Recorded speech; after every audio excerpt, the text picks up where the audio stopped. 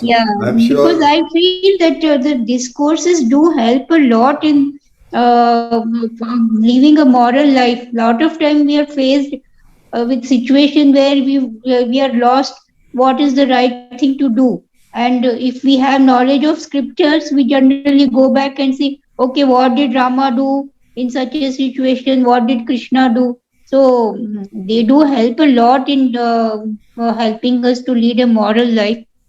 And if that is not there as part of ashram activities, I feel we devotees do lose a lot, and especially the younger generation, they have absolutely no idea at all of such beautiful scriptures. So I was just thinking, what is the reason behind not having this important pillar in our ashram? Okay, Amma. So let me answer, and then we will see. Once I give you the answer, then we can again get back to the question. Okay. See, to begin with, it will be wrong on our part to blame the ashrams, I mean Swamiji's ashrams, for not having these discourses or not giving emphasis, placing emphasis on the scriptures or the scriptural knowledge. Okay? I think I know the reason for that. So let me explain and then we will see, right? Swamiji, like all yogis, is a practical yogi. He doesn't teach theory. Okay? He teaches you the meditation, he makes you meditate, and he will help you in the meditation itself. Okay, ma? Now, so what I am saying is, Swamiji believed in experiential learning. Let us remember that Satyaraju, so that is the name of Swamiji before he became a yogi, was taught in the same way.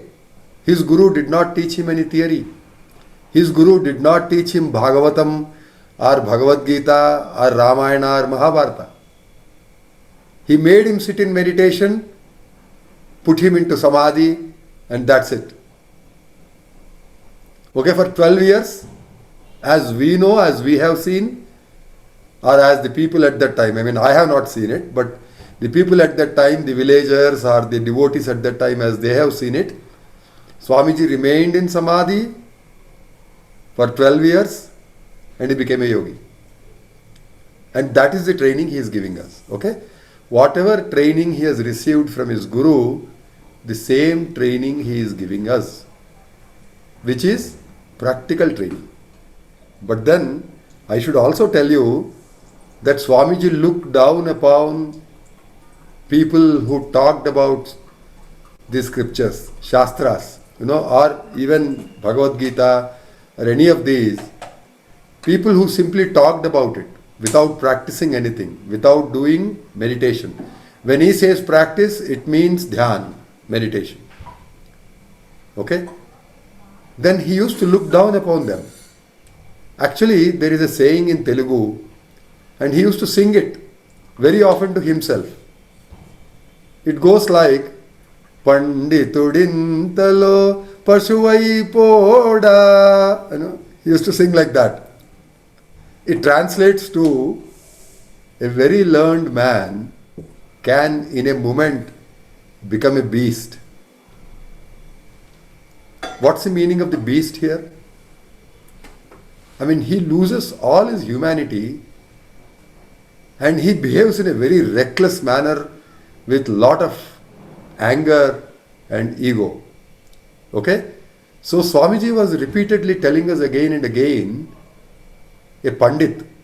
And that's how he used to refer to these people who know a lot of scriptures, who have read a lot of books and all that, but who have not practiced anything, who have not done the meditation. Swamiji used to refer to them as Pandits, as opposed to a yogi or a sadhaka. Okay? And the song he used to sing often was that people who have such bookish knowledge, who have read books but who don't have any practical experience, who have not done the meditation, who cannot control their mind, can become beasts in a moment. Okay? So Swamiji did not want that. Swamiji wanted us to control our minds, train our minds, and go the path, tread the path of the yogis, not the pandits. Okay? I'll come to that a little later on as to why that is so. Okay? But let me begin with a story of Gautama Buddha that I have heard recently. It seems after Gautama Buddha started preaching, he had done his tapas, and whatever he had learned from the tapas, he started teaching that to people. Okay? So there were some learned people who listened to him and they could not agree with him by virtue of their knowledge of the books, their bookish knowledge. Okay? So they had read the scriptures a lot and they could not agree with what Buddha was teaching. So it seems they tried to be very polite and they came to him and they told him, "Sir, we cannot find whatever you are teaching in the scriptures." So they tried to convey the message without being impolite to Lord Buddha. You know what he said? If you don't find it there, include it. Understand? So Buddha told the learned Pandits that if you are complaining that whatever I am teaching is not there in the scriptures, please include it. Okay, because for the people who have read the scriptures are the ultimate. Okay, Lord Buddha is somebody who has just come now and he has done some tapas and then he is trying to preach something. That is how they looked at it. But they were not satisfied with the answer. Okay, then they somehow planned and then again they gathered courage and then they went back to him and said, "Sir, whatever you are preaching, we find that it is different from what is in the scriptures." Earlier they said it is not in the scriptures. Now they went one step further and said, whatever you are preaching is different from what is in the scriptures. Then Buddha's reply was, change the scriptures. You understand? Try to remember how the story is progressing. Right? Again, these people were not convinced. I mean, they were so doggish about their ideas, their interpretation, their knowledge of the Vedas and the scriptures and all that. They could not accept what Buddha was preaching. So again they went back to him after some more time, and this time they tried to be more straightforward. So they told Buddha, "Sir, whatever you are preaching is contradictory to what is in the scriptures." What do you think Buddha's reply was? Buddha replied, "If you find that there is contradiction between what I am preaching and what is there in the scriptures, delete what is in the scriptures and include whatever I am preaching into the scriptures." Okay, man. Now, so this is a story from Buddha's life. Okay? So, the lesson that we need to learn from this is practical experience has to be given the emphasis, not the theoretical knowledge. Okay? Now, you might argue saying that, how can the scriptures be wrong? After all, the Pandits were quoting from the scriptures. And how can that be wrong? Because if I say that what Buddha was preaching was correct, then as per the Pandits, what Buddha was preaching was contradictory to what was in the scriptures. So if what Buddha is preaching is correct, then what is in the scriptures should be wrong. Right? No, but my interpretation is not that. Okay? What it means, the scriptures are not wrong. The scriptures cannot be wrong. Because the scriptures are also written by yogis like Buddha, yogis like Swamiji. They have written it out of their practical experience. Whatever they have experienced, that is what they have preserved as scriptures, as Vedas. That is not wrong. That is absolute truth. So where is the problem now?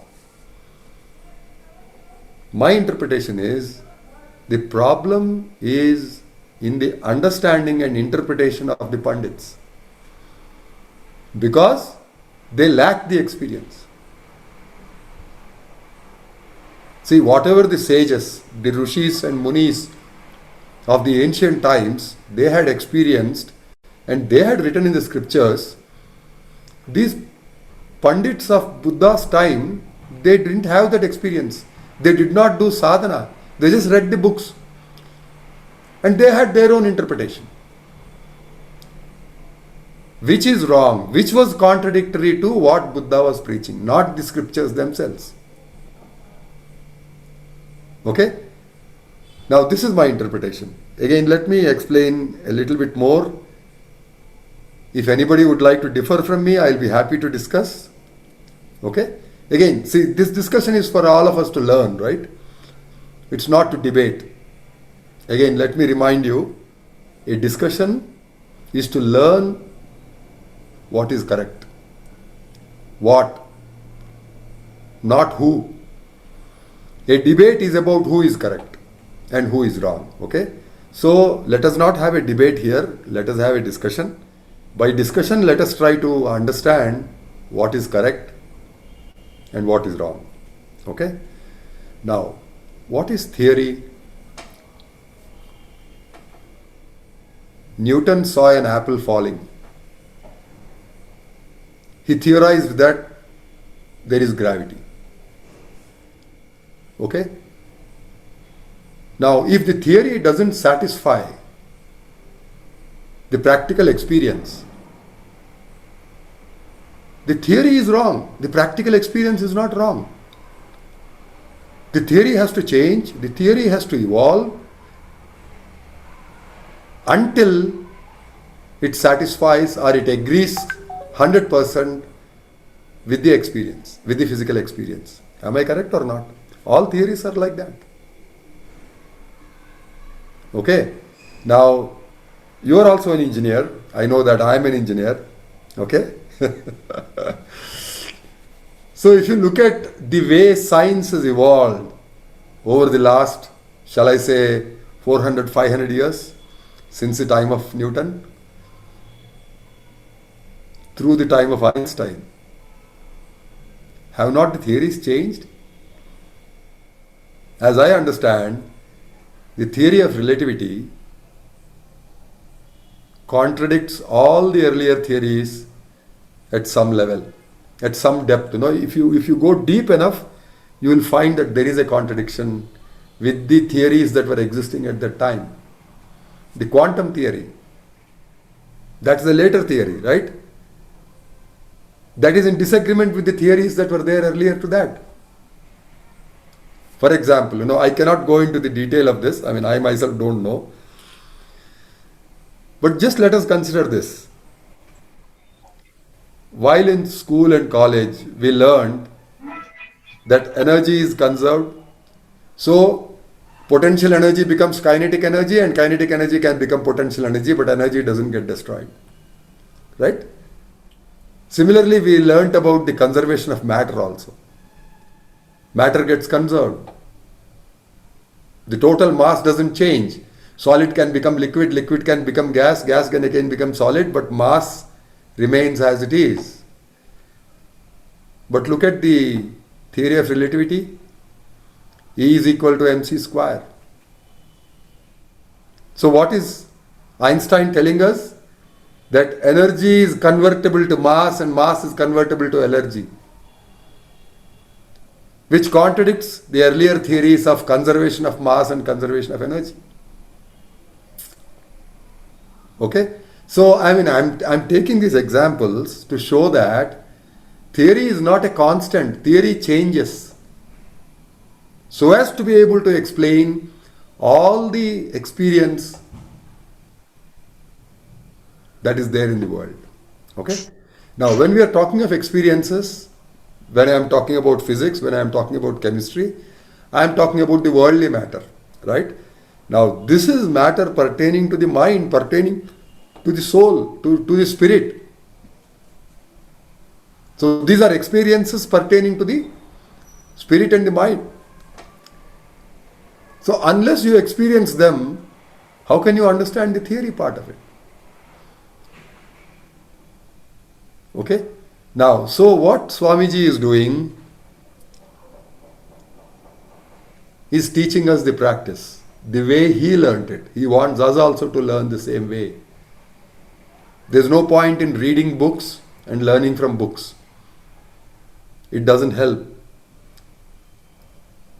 Okay? Now, okay, so let us leave Swamiji aside. Let's go back to Adi Shankaracharya,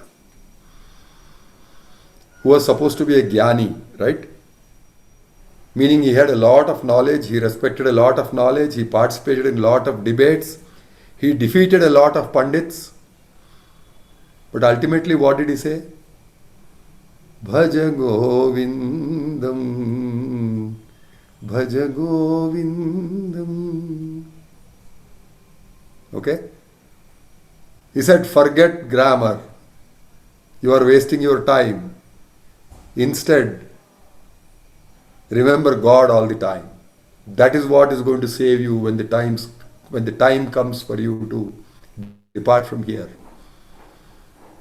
The knowledge doesn't help you. Okay? So the one who we take as the pinnacle of knowledge, okay, Adi Shankaracharya, he himself is telling us, repeat the name of God. Don't spend your time in reading the scriptures. Come on. Now, I am not saying that you should not read the scriptures at all. Again, let me repeat, I am not saying that the scriptures are wrong. But if you can meditate and gain some experience, your understanding of the scriptures, your interpretation of the scriptures will be correct. Okay? Now, the same thing happens in our courses also, right? I mean, whether it is the engineering course or the medical course, I mean, I'm just taking some examples. Unless I do the practicals in the lab, the theory that I study will not get me much far, not very far, right? Ultimately, I will not be able to design something on my own. I will not be able to make something work on my own unless I have the practical experience, unless I have put my hands into it, tried something, failed, and then succeeded. That is when I learn. Not just by reading books. Okay, ma? Now, so this is the answer I wanted to give. So, I am open to any discussion on this. Anna, Yeah, ma. see, the thing is, I mean, what you're saying is right, but if you take how many people in the world will want to meditate, you take a child, Okay. if he's brought up in an environment where he's exposed to moral education, like he knows Ramayana, he Huh. knows Krishna stories and all those Mahabharata things. Yeah. And there's another child who doesn't have any such exposure at all. Okay, Yeah. so I'm sure that the child who has gone through this moral education will certainly be a better human being than a person who doesn't even know the dharma, satya, and all those virtuous things that one is supposed to know. Okay.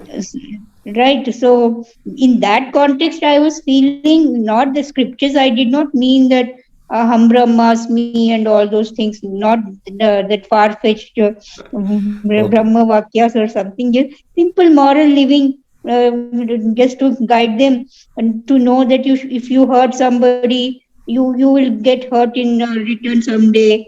You should be helpful. You should be kind, compassionate. That is like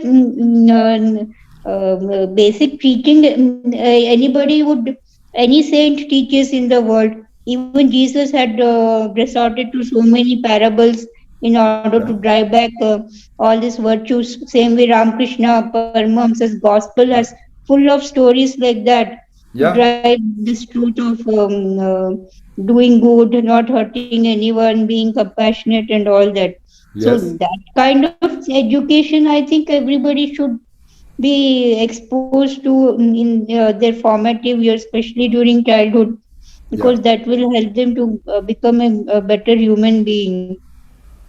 Yes, Amma. See, I don't disagree with you on that. But then what I am trying to say is, when we are going to an ashram where we need to meditate, there do we spend time doing these things?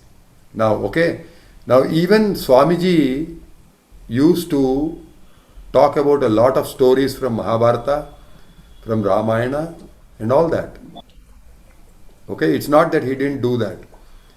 But then, is that our expectation when we go to an ashram that we'll again listen to the stories of Rama and Krishna?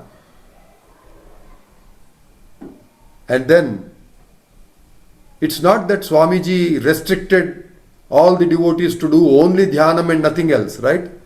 I mean, as you yourself have pointed out, we could participate in the bhajans, we could do seva, we could do the cooking of the in the kitchen, we can do the serving, we can do the cleaning of the ashram. There are lots of other activities where we can get involved.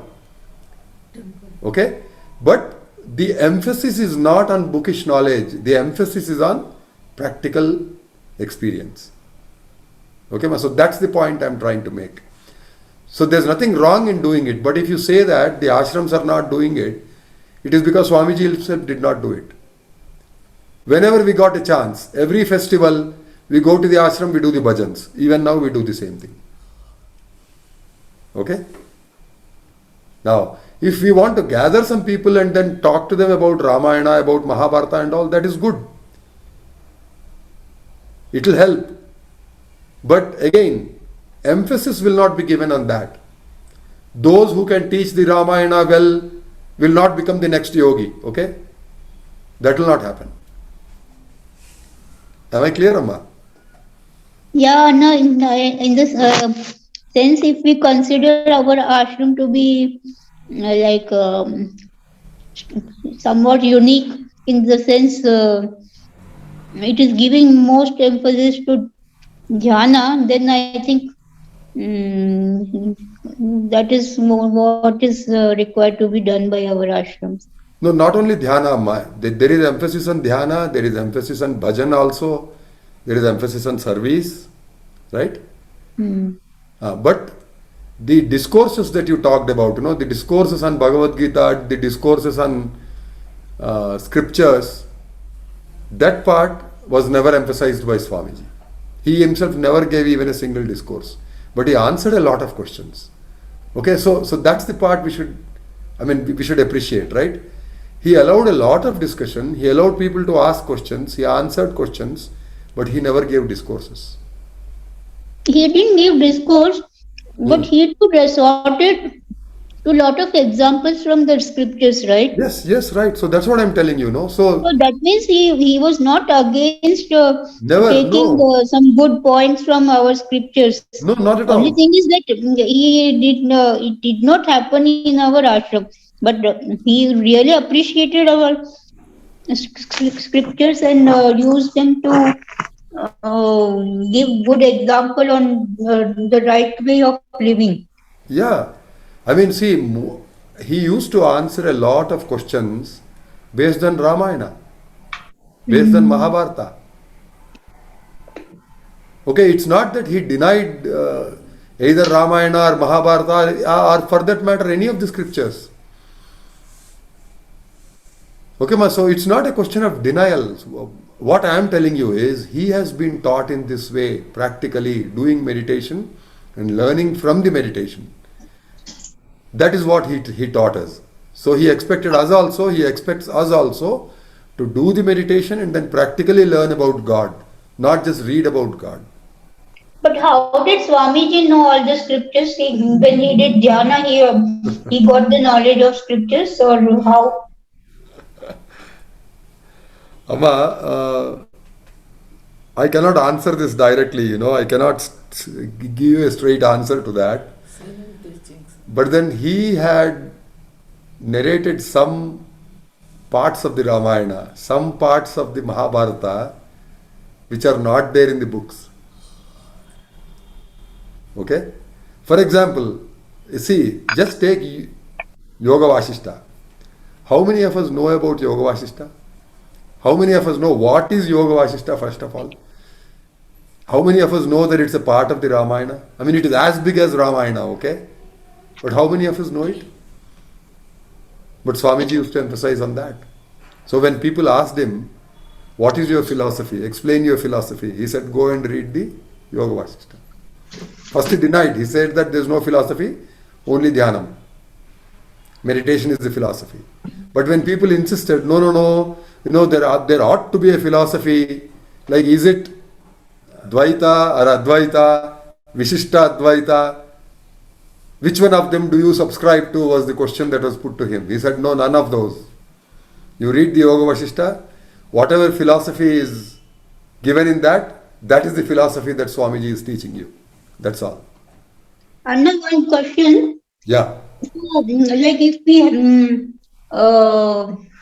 have to, suppose I do only dhyana, so you mean just by doing dhyana, I will be able to become morally also good person, even though I may not have knowledge about what is moral, what is immoral, but by doing dhyana, I may be able to get it? Yes. The answer to this is yes, and it's not my answer, it is Swamiji's answer. Because he taught us that meditation is to control our mind. So if our minds are controlled, we cannot be bad people.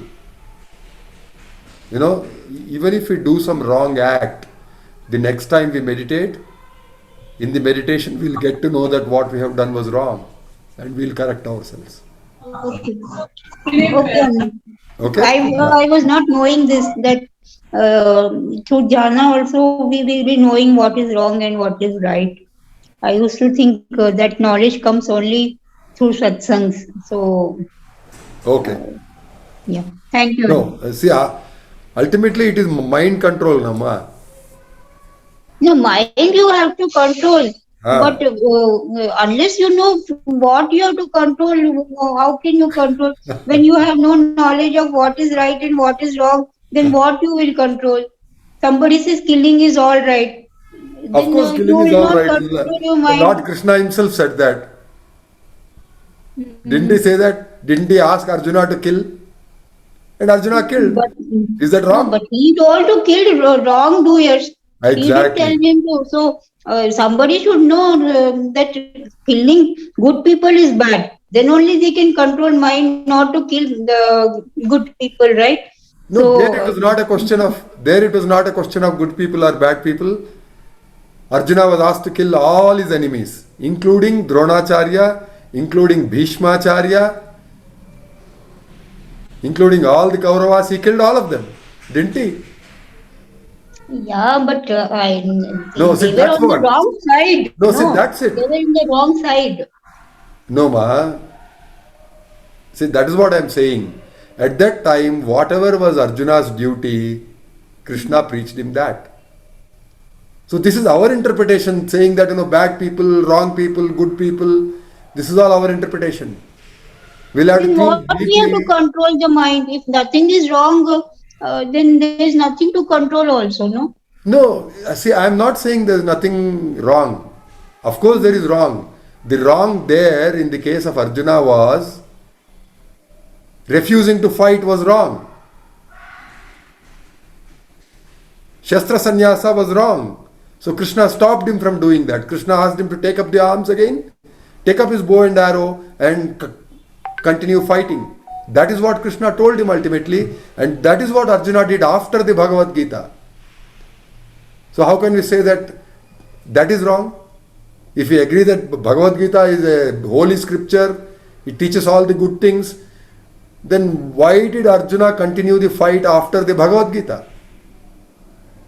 That is the right thing to do. That is why he continued it. Okay, and I will think about it. And if, Okay, next okay. time, if I have another question, I'll let you know. Okay, Amma, please. Good.